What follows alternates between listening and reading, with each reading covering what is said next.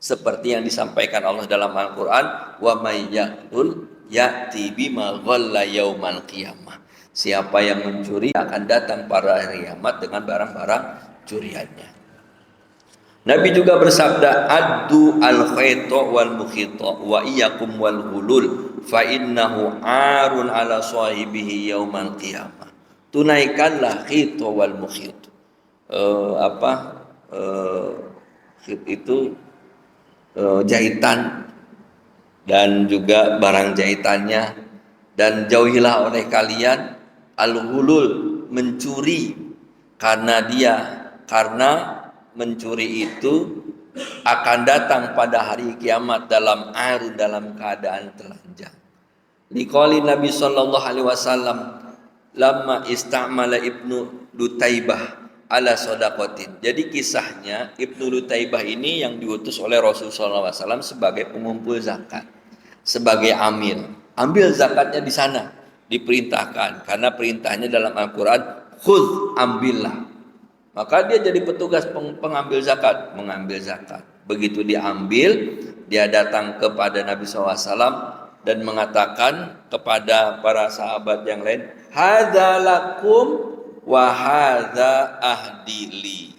Ini uang zakat datang, lalu dibilang, ini buat kalian, ini sudah dihadiahkan buat saya. Kalau ini ada dua, ini buat antum ya, ini buat saya karena hadiahnya.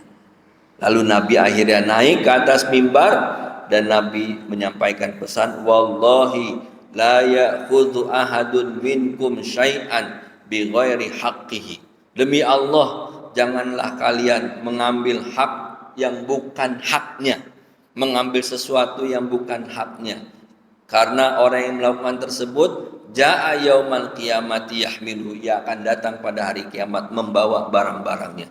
Fala a'rifu rajulan minkum laqiyallahu yahmilu ba'iran, maka fala a'rifu, aku tidak akan mengenal seseorang dari kalian jika ia bertemu dengan Allah Subhanahu wa taala sambil membawa untanya dengan suara-suara untanya, kerbaunya dengan suara-suara kerbaunya, dengan kambing dombanya dengan mengembiknya. Tsumma rafa'a yadahu sallallahu alaihi wasallam faqala Allahumma hal balagh. Lalu setelah Nabi mengatakan gitu, maka Nabi mengangkat tangannya, Allahumma hal balagh, demi Allah aku sudah sampaikan. Nabi sudah sampaikan pesan itu, maka nggak boleh diambil barang-barang tersebut. Nah, sehingga memang punya ketentuan, orang yang mengelola keuangan publik itu harus semangatnya adalah semangat menunaikan amanah. Kalau enggak, ini godaannya besar. Kalau ngumpulnya masih sedikit-sedikit mungkin nggak begitu, tapi kalau sudah miliaran, ini harus diwaspadai. Sehingga alhamdulillahnya di tata kelola zakat di Indonesia, zakat infak dan sedekah di Indonesia, sudah ada aturan-aturan regulasi yang mengikat hal tersebut. Dari mulai ketentuan fatwanya sampai dengan peraturan Menteri Agamanya, termasuk juga mungkin keuangan bisnis, perbankan gitu ya. Nah, itu kan harus betul-betul memang sesuai amanah. Abu Hurairah meriwayatkan, kami keluar bersama Rasulullah sallallahu alaihi wasallam ke Khaybar. Fa fataha alaina falam naghnam zahaban wala waraqatan. Ghanimnal mata'at ta'am wa thiyab. Kami, kata Abu Hurairah, kami keluar bersama Rasulullah ke Khaybar. Lalu kami berhasil membebaskan Khaybar. Khaybar futuh, orang-orang Yahudinya sudah lari dari Khaybar. Setelah menang Nabi SAW, lalu kata Abu Hurairah, kami tidak dibagi ghanimah. Jadi para sahabat muhajir ini nggak dapat bagian ghanimah. Wala zahaban wala waraq. Enggak uang ataupun emas nggak ada. Kami dibagi mata itu atau amwasiat, makanan dan juga pakaian. Summa intolakna ilal wadi, yakni wadil qura. Lalu kami naik ke satu lembah yang disebut dengan lembah Wadil Qura. Wa ma Rasulullah sallallahu alaihi wasallam abdun wahabahu lahu rajulun min bani Jadzam. Dan bersama Nabi SAW seorang hamba yang dihadiahkan kepada Nabi SAW dari Bani Nazar. Yud'a Rifa'ah bin Yazid min Bani Dhabib, dipanggil dengan Rifa'ah bin Yazid.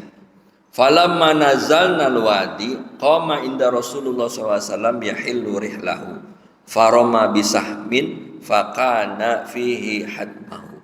Lalu ketika turun menuruni lembah, kemudian kami semua mengikat kendaraan-kendaraannya, lalu hamba saya tersebut dipanah dan dia terkena panah lalu menyebabkan meninggal, wafat dia. Para sahabat mengatakan hani'an lahu bisyahadati ya Rasulullah. Wah, Rasulullah bahagianya dia bersama dalam keadaan Khaybar, pulang dalam keadaan Khaybar lalu terbunuh, dan dia terbunuh sebagai syuhada. Syuhada itu berarti tinggalin masuk surga. Kata Nabi, kalla, enggak. Walladzi nafsi biyadihi inna syamlah latalhabu alaihi narun akhadaha minal ghanaim lam tusibhal maqasim. Oh enggak, karena dia sudah mengambil ghanimah sebelum ghanimah itu dibagi. Jadi ghanimah itu kan harus distribusi baru diambil. Ini sebelum, jadi ini hamba saya ini begitu tahu ada ghanimah diambil. Akhirnya dia terkena panah dan wafat, maka Nabi mengatakan dia akan masuk ke dalam neraka. Qala fa fazi'an nasu faja'a rajulun bi syiraqin aw siraqaini faqala usibtu yauma Khaybar. Lalu setelah mendengar informasi tersebut, datang orang-orang yang lain mengembalikan barang-barang yang sudah diambil dari harta ghanimah sebelum dibagi-bagi. Karena kelihatan.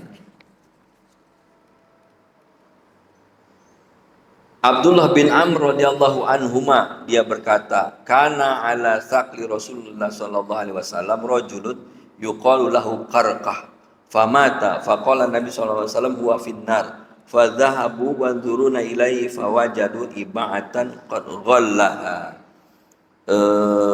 Nabi, kata Abdullah bin Amr, Nabi sallallahu alaihi wasallam ini bersama seseorang yang dipanggil dengan Karkarah. Lalu dia wafat. Maka Nabi mengatakan huwa finnar, dia ada di dalam neraka. Fadhahabu yanzuruna ilaihi fawajadu aba'atan qad ghallaha. Lalu para sahabat bingung kenapa dia masuk ke dalam neraka. Akhirnya datang ke rumahnya, lalu ditelusuri, ternyata mereka mendapatkan satu mantel yang dia ambil sebelum dibagi-bagi. Sebelum dibagi maka udah diambil duluan.